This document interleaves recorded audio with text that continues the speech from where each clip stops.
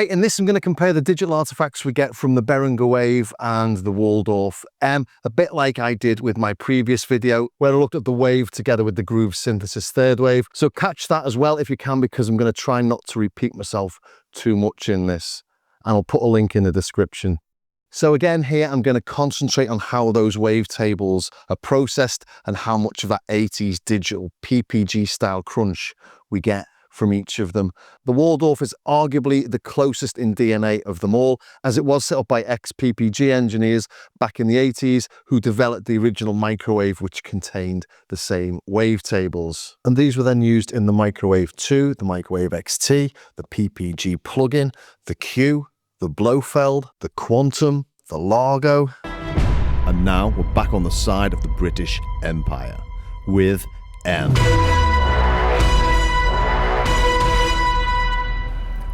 What is it with Waldorf and all the Bond references?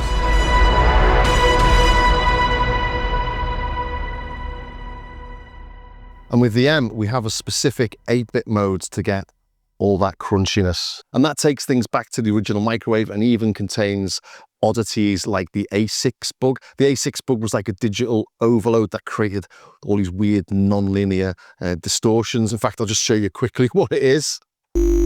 So if we look at the mix here, bring in the second and take it too loud, we get all sorts of madness. And that's the interpolation of the waves. Weird things happening, but it creates this amazing distortion. If we get a too high a signal,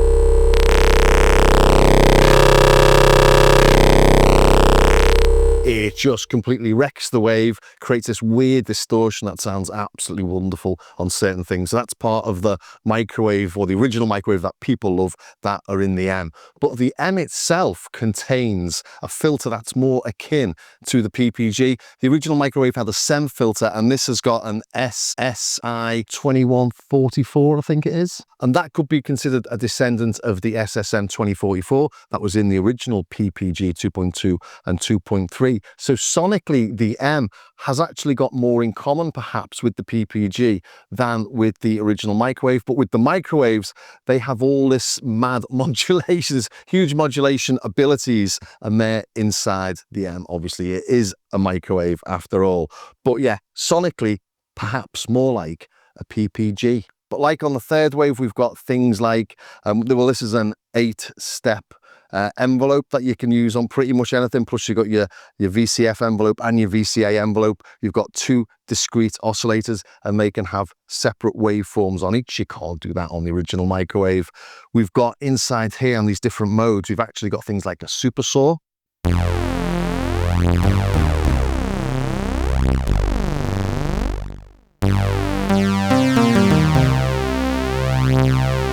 Come and we just play around with that wave a little bit.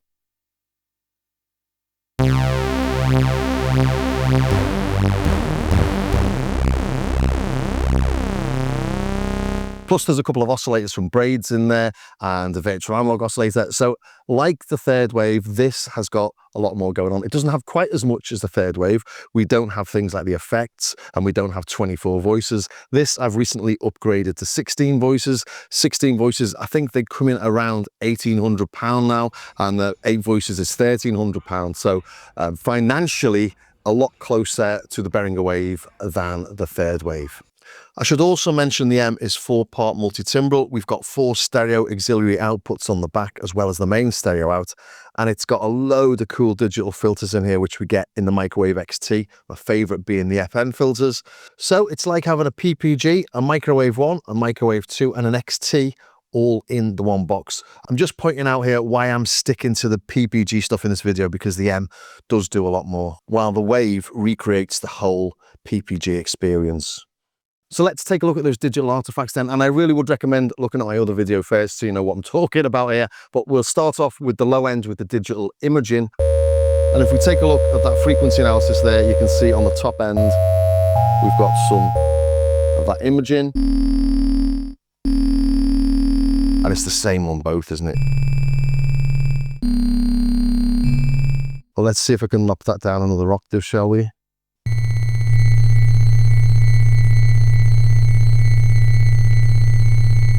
And again, looking at that frequency analysis, you can see they're both doing it.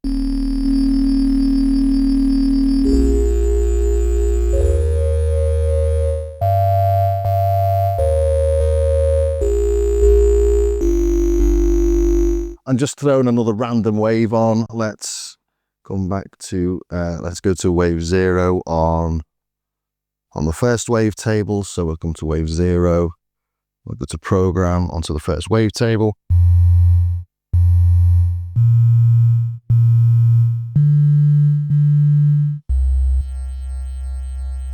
Again, super close. If you take a look at those oscilloscopes there, you can see the stepping.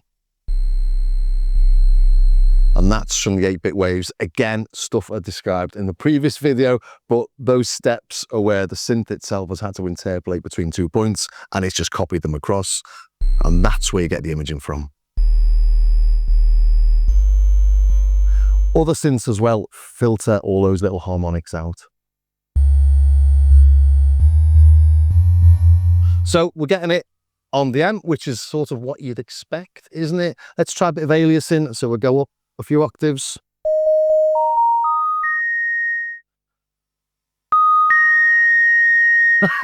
See that? It's sort of like almost like a siren in there. That's crackers. And overall, I have found the M to have a lot more aliasing in there. You can see there's more happening, although you can't really hear it so much, but you can still see there's more happening on that frequency analysis again. If we go up a couple of octaves again, so let's whack this up to, what's the highest note we can get from this?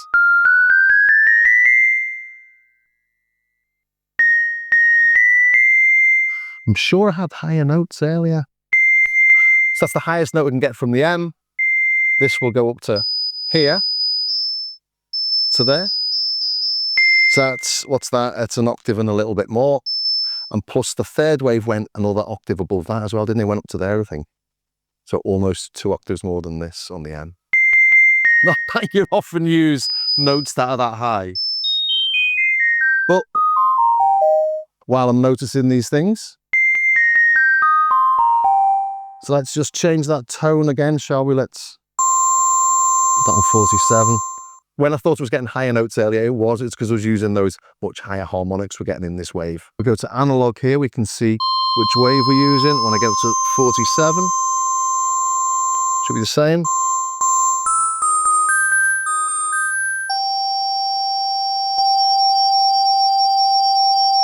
Again, looking at the frequency analysis, you can see that we're getting a few more weird aliasing effects off the M. Let's come down an octave. Yeah, lots more in there, isn't there?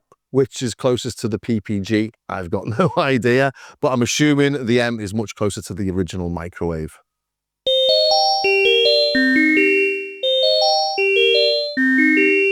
But overall, it's really subtle, isn't it? What I really wanted to do here was bring the Waldorf M into the equation. So many people had said, what about the M when talking about the Behringer WAVE? And actually, they're completely right. It's a completely different sort of instrument, but you can get all those tones from it. And I did mention the filters earlier, so maybe I'll just take a quick look at them. I didn't do it with the third wave because everything's so similar. But as this is a little bit more condensed, maybe got a bit of time to do it.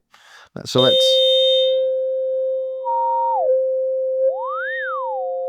just take it just before it starts self-oscillating.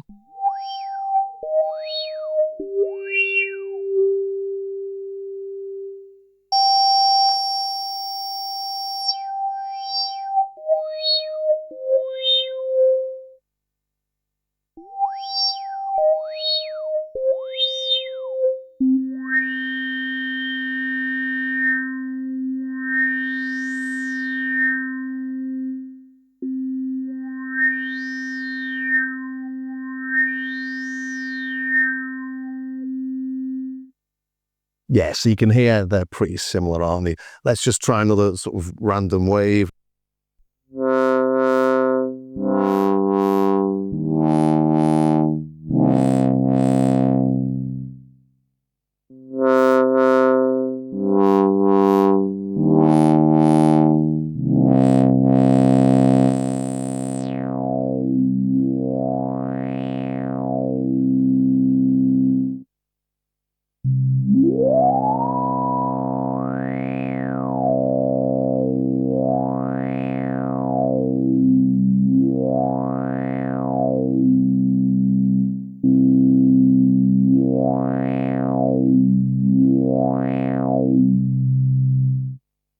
Again, very close. On the M in Bank 5, we actually get the original PPG tones.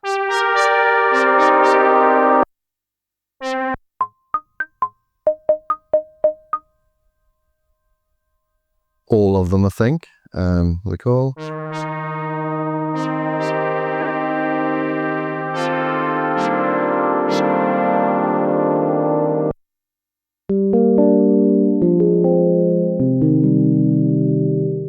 And the reason I'm not compared the tones like that is because the Behringer WAVE says Bank 1 has got a selection of favourite PPG tones, but God knows what they are. And I've tried to match them up, haven't got a clue. They're all completely random as far as I can tell. And the third wave's got a few selections in. But again, trying to compare them to the Wave is pretty much impossible. So is why I've been using really sort of simple tones to demonstrate everything, but would be nice if we could compare the two, wouldn't it? So this is using Wave 32. If I just come through all these and look at the wave on that, see if any of them use Wave 32. 31, that was close. So yeah, you can see how laborious that is. And I should mention stuff that the Behringer has that the Waldorf doesn't. And the main thing that this has got is obviously the fact that you can create the PPG tones really simply because that's all it does. But it does have the transients in there as well, so you can load the transients from the waveterm into it. Only thing I've noticed with the transients, if you look at my demo of this, my original demo of it, was that the loop point's only 128 samples, so it buzzes, but I think Behringer are gonna change that. There's no point looking at the envelopes on the two of them. The envelopes on the M aren't designed to replicate the PPG envelopes.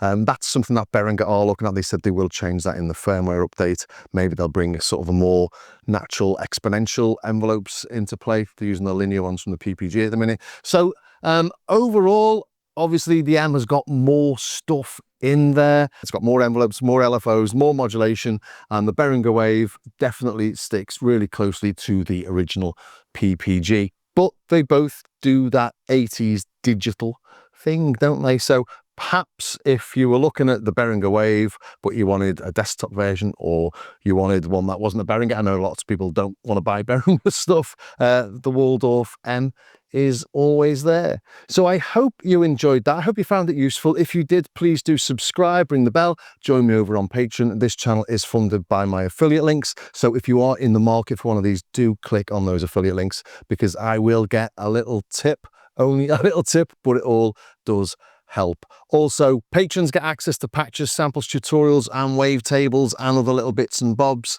all for less than the price of a dodgy coffee a month. And also do take a look at my starskycar.com website as well. Patches, samples, wavetables, and bits and bobs on there. Some of it you can buy, some of it's free. As I always say, pick up some of the cheap bits, but no one ever does, and I don't know why I keep on saying it. So I hope that was of some use to somebody somewhere. Thanks for staying to the very end, and I will see you next time.